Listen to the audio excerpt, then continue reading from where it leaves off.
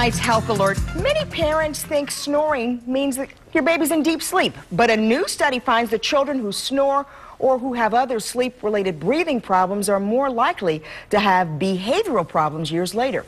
That's according to a new study published in the journal Pediatrics. Researchers found babies who have these sleep problems at 6 months may be more likely to have behavioral problems such as hyperactivity by the time they're 7. Parents who are concerned about their children snoring should discuss it with their pediatrician.